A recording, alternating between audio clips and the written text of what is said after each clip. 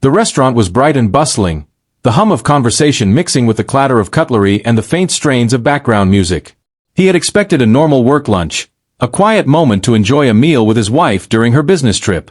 But the moment he saw her laughing across the table at a man he barely recognized, the casual intimacy between them made his stomach twist. The hand brushing her arm, the leaning in, the whispers of jokes meant only for him. It all registered instantly. Every detail, every movement, screamed betrayal.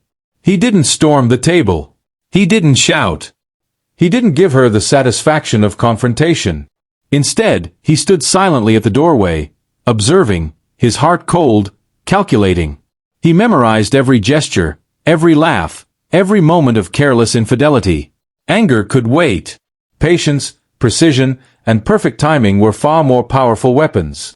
He left the restaurant without making a scene, letting her believe she had gotten away with it. But he had a plan, and revenge requires timing, not impulse. Over the following days, he collected evidence, subtle, meticulous, almost invisible, from messages, photos, and witnesses. He didn't rush. He let the truth solidify in his hands, a weapon heavier than any confrontation. He replayed the image of her laughter in his mind countless times, turning hurt into strategy. Every moment she spent flaunting her betrayal became fuel for the revenge he knew would leave her powerless. The party had been planned weeks in advance, a social gathering full of friends, colleagues, and family. She had expected celebration, admiration, attention, a stage for her charm and control. She didn't realize it was the perfect trap. He arrived quietly, calmly, blending into the crowd, his presence barely noticed at first. And yet, every eye would soon witness the reckoning she had brought upon herself. When she walked in, radiant and confident, he allowed her the illusion of power. She laughed, mingled, and began to boast about her social and professional successes. He said nothing, smiling politely, letting her arrogance build. The suspense in the room thickened as he casually positioned himself near the bar, watching, calculating. The audience was ready, unaware of the storm gathering beneath the calm exterior of the man she thought she had always controlled. Finally he stood, raising his voice just enough to cut through the chatter. "I think it's time everyone knows what really happened at that work lunch," he said softly, with that unnerving calmness. The room froze. Glasses clinked mid-air. Conversations halted. All attention turned to him. She laughed nervously at first, trying to play it off, thinking perhaps he was joking. But the cold edge in his eyes betrayed the truth. He was deadly serious. He revealed the texts, the photos, the little incriminating details she had assumed he'd never notice. Each piece of evidence was presented calmly, methodically, and the effect was devastating. She staggered back, her confident smile dissolving into panic. Her friends gasped, whispers spreading like wildfire.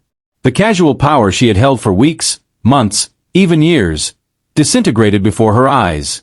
She tried to speak, stammering, trying to explain, to plead, to deflect, but every word faltered under the weight of truth.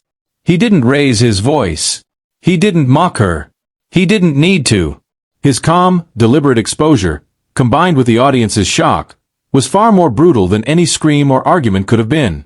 Every friend, every colleague, every family member saw her deception in its raw, unaltered reality. The humiliation was palpable. She reached for support from her friends, but they were frozen, uncertain how to react.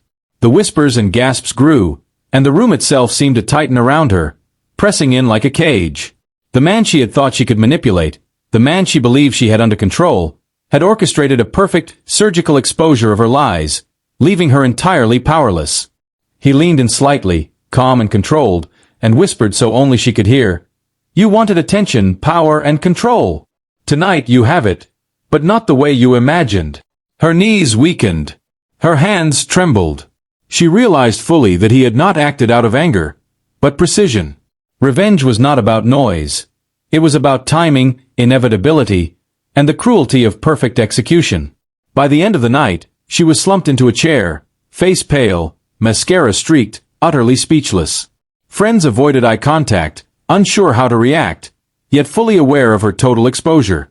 The party that she had expected to celebrate her social prowess had transformed into a theater of her humiliation.